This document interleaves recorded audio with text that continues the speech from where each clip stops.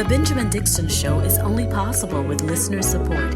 Go to www.thebenjamindixonshow.com to register for our blog and join the Progressive Army.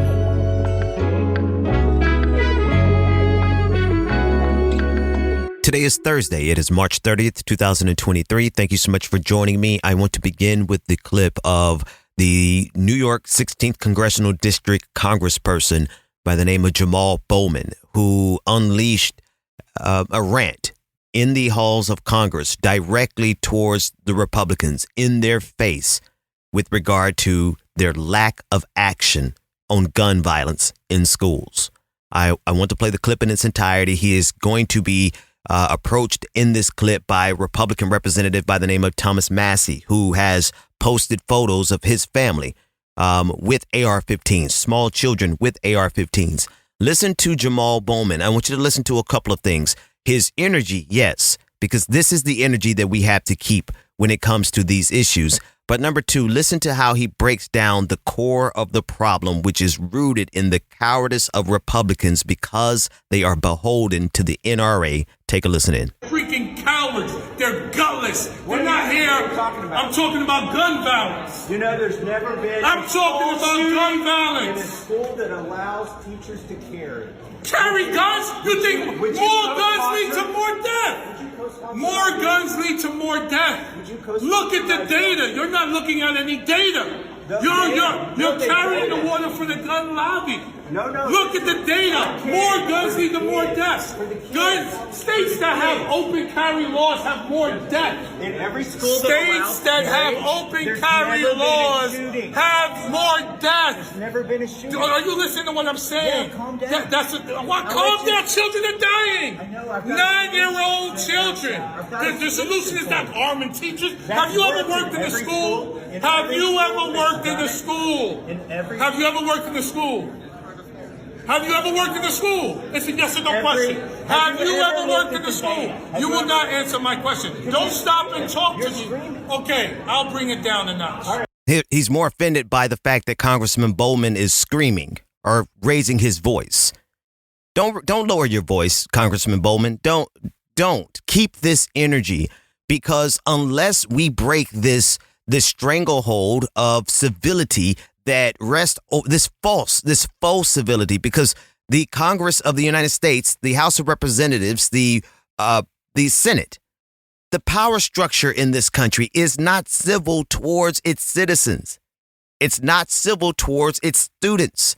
This country allows these tragedies to go and to continue, to go on and to continue because of this country's commitment to guns and to the NRA. A little bit more from Representative Bowman. Have you ever worked in a school? I've got a bill to repeal. I worked in the school for 20 years. I was a teacher. I was screaming before you came and interrupted me. I worked in the school for 20 years. I worked in the school 20 years. I was a teacher. I was a school counselor. I was a middle school principal. I was in counselor. A middle school principal, a counselor. I faded out there because, well, you also have to understand the methodology of Republicans is to disrupt, to interrupt, to not allow this train of thought, this conversation to be had, especially directly from the halls and the corridors of Congress. And so that's where the confrontation ended. But what matters the most about this incident is that this is the energy. We cannot be civil with people who are using civility as a method of control and harm. Let me say this, the Republicans in this conversation are trying to shame Jamaal Bowman for quote unquote yelling. Yeah. What about the video from Uvalde that had to be released that said the screams of children had to be edited out? What about those screams? Are we not supposed to have the energy and the anger to prevent this massacre, these types of massacres from happening on a regular basis when it can be fixed? We have seen it be fixed. We are the only country in the world where this continues to happen at this scale, and yet we do literally nothing about it. In fact, the recommendations from the Republicans in this country are only going to exacerbate the situation. And so, yes, we should be angry. We should raise our voices. We should yell. And yes, we should scream until something happens and until our children in this country are safe from mass shooters in schools.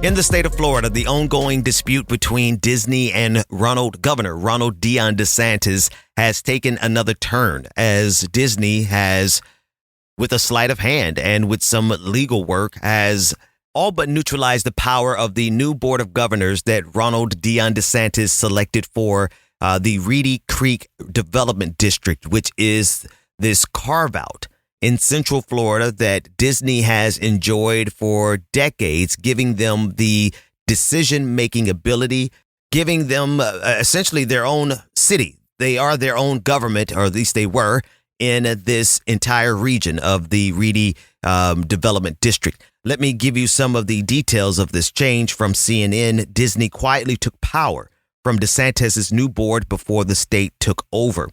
The battle between Disney and Florida Governor Ronald DeSantis may not be over yet. The new board, handpicked by the Republican governor to oversee Disney's special taxing district, said Wednesday it is considering legal action over a multi-decade agreement reached between the entertainment giant and the outgoing board in the days before the state's hostile takeover last month. Under the agreement, quietly approved on February 8th as Florida lawmakers met in a special session to hand DeSantis control over the Reedy Creek Improvement District, Disney would maintain control over much of its vast footprint in Central Florida for 30 years, and in some cases, the board can't take significant action without first getting approval from the company. Quote, "This essentially makes Disney the government," board member Ron Perry said during Wednesday's meeting, according to the video posted by Orlando television station. This board loses, for practical purposes, the majority of its ability to do anything beyond maintaining the roads and maintaining basic infrastructure. Now, I'm laughing and I'm giggling because I'm quite sure Ron DeSantis did not see that coming. He did not see that coming. Anyway, I digress. Here's the rub here, though. I do have a problem with corporations having this much power, especially over the people, over the state. But the reason they have this power in the first place is because this is what has been granted to them through the Republican Party, through conservative thinking, through the general paradigm. This was standard operating procedures for a corporation that big. You would expect them, Disney, to get this kind of special treatment because this is what America does for corporations. We literally give them anything they want. And now the only time conservatives had a problem with it was when this ungrateful corporation decided to stand up and do something decent for a change, which was to stand up for LGBTQ rights. And it was then and only then that conservatives said, hold on, we need to strip away this special privilege. So we have two things going on here that are wrong, and I'm enjoying the fact that they're having it out with each other because Disney is not innocent in this because of the obscene amount of power that Disney has been amassing and wielding for decades. They are entirely too powerful, and they should not be allowed to have this type of special treatment in the first place. Now, that said, I'm quite glad that Ron DeSantis has run up against somebody with enough power, political and economic and legal power, to give him hell. In fact, not only just the legal power, they have the social power. They're getting ready to do a conference, an LGBTQ conference right there at Disney. So they are trying to take a stand for something that is decent, something that is right. But at the end of the day, they still are trying to cheat their employees out of a decent living wage. Right? They're still paying their employees less than other employers in that same area. And they are one of the largest corporations on the face of the planet. So Disney is not without wrong here, but they are doing something decent in standing up for the LGBTQI community and challenging Ron DeSantis. But notice, they're not challenging Ron DeSantis in their donations. They're not challenging Ron DeSantis in terms of removing all of the funding that they give the Republican Party. They donate to the Republican Party. No, they're still going to do that. They're still going to continue to pay their workers less than their competition pays them, and they get away with it. They're still going to continue to do all the things that major corporations with monopoly power do. It's just that this once in this day, the broken clock was correct, and Disney is doing something rather decent by challenging Ron DeSantis in this hour where Ron DeSantis believes he's untouchable.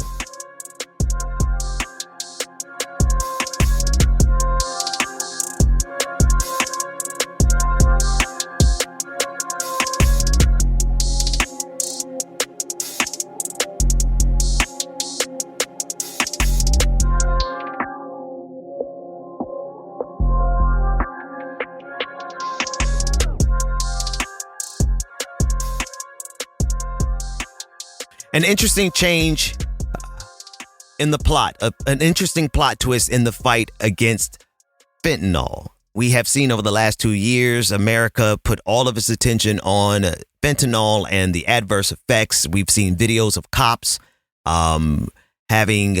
ostensibly having seizures because they touched fentanyl, and police unions and news channels have been alarming us to the rise in fentanyl and the Halloween candy being contaminated with fentanyl. It's just been the high season of fentanyl fear mongering. Well, it turns out that one particular police union chief was involved with the distribution of fentanyl in the United States. This, according to a press release.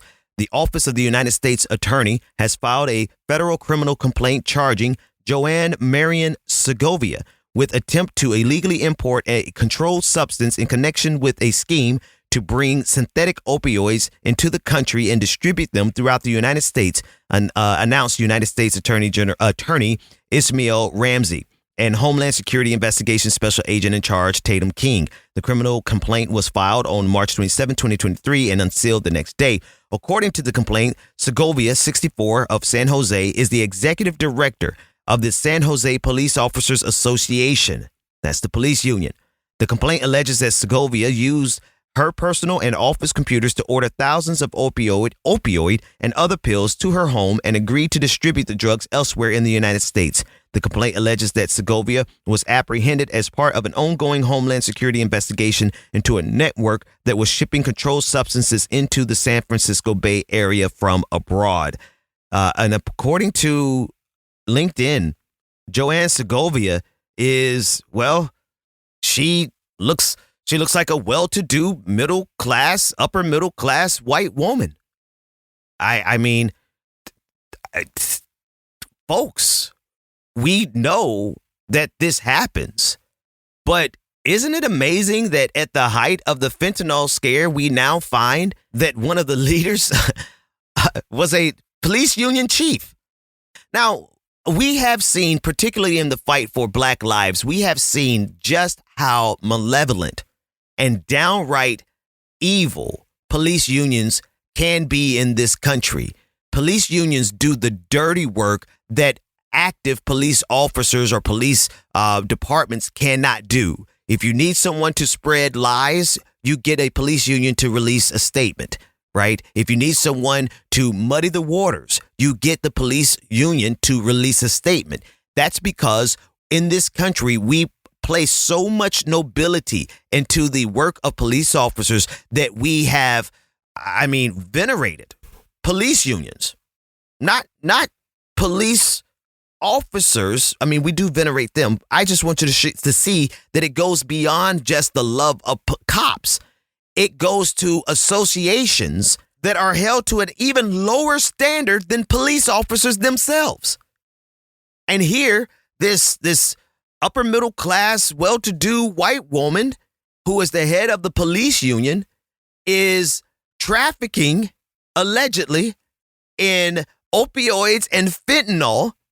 Isn't it just fitting? Isn't it fitting for us to come to the realization that the police and their associations are some of the most corrupt criminals in this country? And I'm not surprised, because this individual is, if you look at her profile picture, you would think she probably would be the head of the junior league, more so than a drug cartel. But here she is running her own mini drug cartel using the infrastructure provided to her by the Police Benevolent Association. This is just rich. I mean, the irony, you could choke on it. It's so thick. And one last thing, I have to point out that this country, well, and it's not just this country, but what powerful people do, the power system, what it does, it seeks to vilify the very thing that it's supplying you with. It won't admit that it's supplying you with it. They'll never admit, like just openly confess to flooding the black community with drugs, right? In the 70s, in the 80s. They would never admit to it, but they are literally providing the very poison that will kill people and imprison them. As they sit back from their comfortable homes, in their comfortable cars, with their luxurious lifestyles being paid for by taxpayer dollars, and in this case, the Police Benevolent Association, which gets the residuals of all that, they sit back and condemn us, as they not only provide the poison, but they also provide the penalty, all for their own greed. Go to www.patreon.com/The BPD Show and get twice the content and unfiltered interviews without any of the commercial interruptions. Welcome back to The Benjamin Dixon Show. Visit us online at thebenjamindixonshow.com.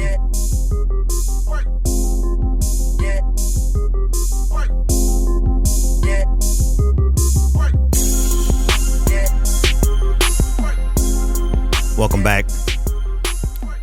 I want to discuss a little bit about the Christo-fascist movement that is ongoing in this country, the push towards Christian nationalism that we have been covering for some time. There are a lot of people who are on the beat now. A couple of that I have interviewed on the show, just a lot of really good articles. I am grateful to see so many people actually understand what time it really is in this country. We are dealing with a movement of religious zealots who wear the same moniker of Christian that I have, but they are moving towards a state of fascism rapidly, with the banning of books across the country, with the banning of gender-affirming care, with the banning of the ability to even discuss human sexuality in schools, leaving their children to be educated by, I guess, priests.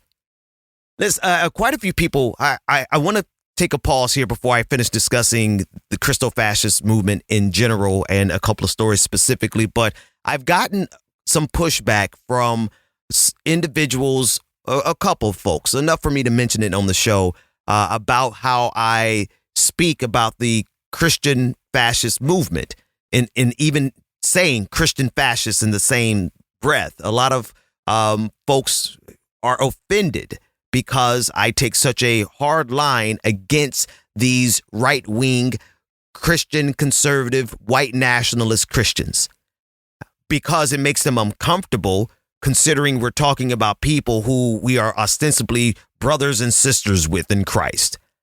But I just want to be clear about something. The Bible even says that everybody who's calling themselves Christian, they're not even going to heaven. Like, there's going to be a lot of people, according to the Bible itself, who are out here yelling about Lord, Lord, Jesus this, Jesus that, and at the end of the day, God is going to reject them. So forgive me if I'm getting a little head start. I'm generally ahead of the curve in terms of seeing the BS when it comes around the bend, but I fully reject this group of Christian conservatives who seek to turn this country into a barbaric authoritarian society that will brutalize with the force of law anyone who does not conform to their particular interpretation of their faith. I'm not doing it. And so if that puts me at direct odds with people who otherwise would love to come and sing, Lord, I lift your name on high together. We would love to worship and praise together because we all, they've started adopting black music and black styles of preaching. So, we even like hearing some of them preach sometimes.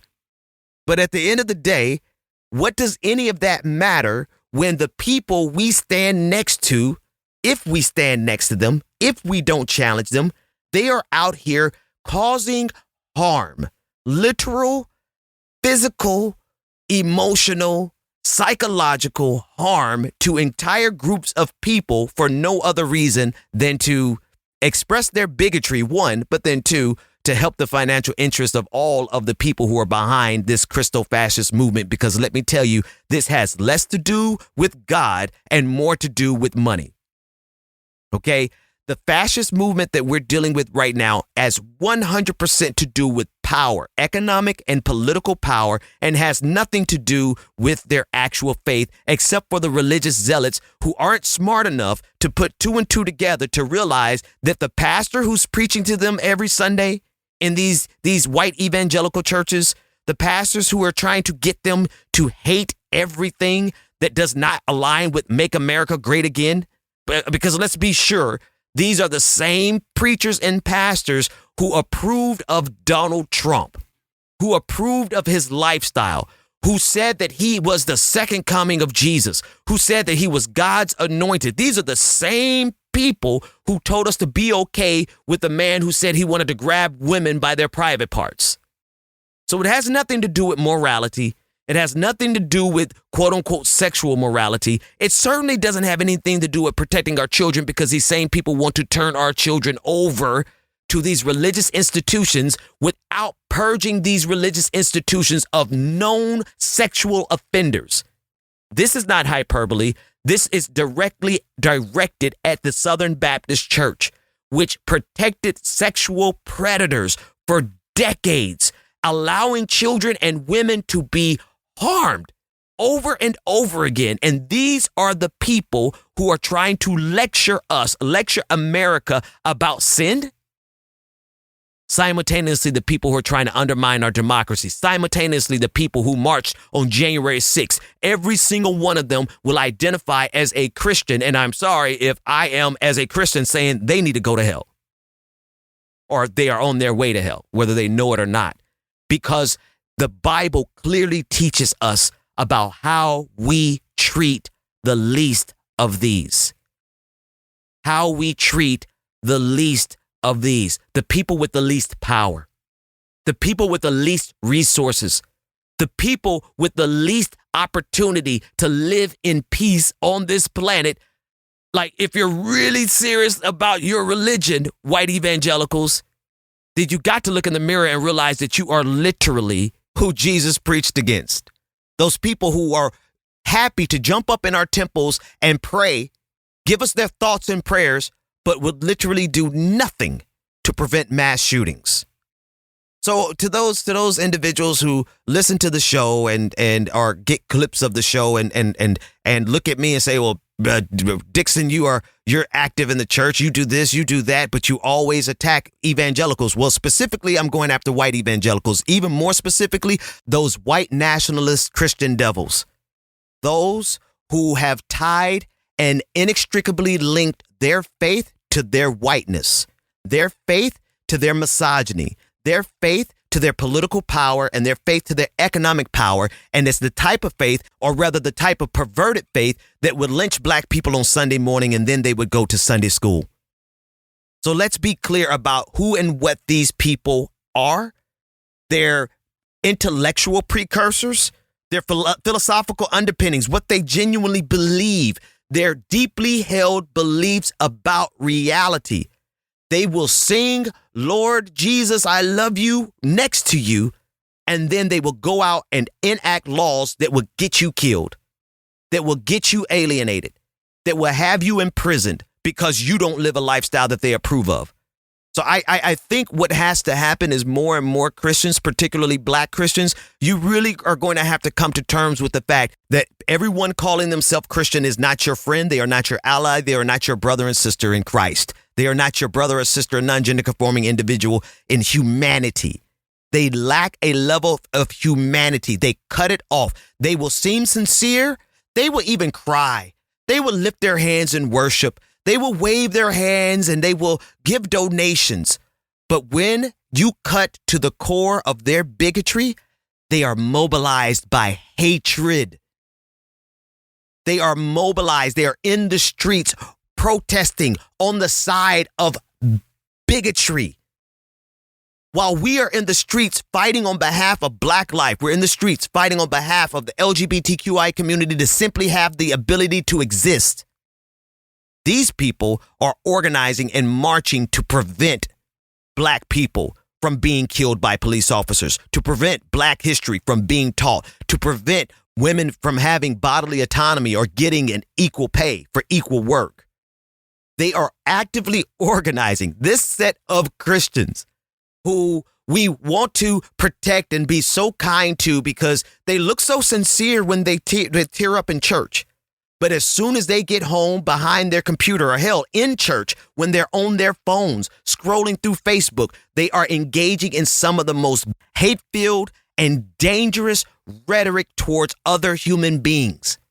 And if you place your priority on protecting and coddling and handling with soft white gloves this group of people who have the appearance of kindness and meekness, but underneath it, they are barbarians who are storming their own temples, tearing down their own government. They are barbarians who are sending their children out into the pandemic without any protection, ensuring that their children are going to get COVID-19. They are barbarians who refuse to ban assault rifles that are killing their children in schools.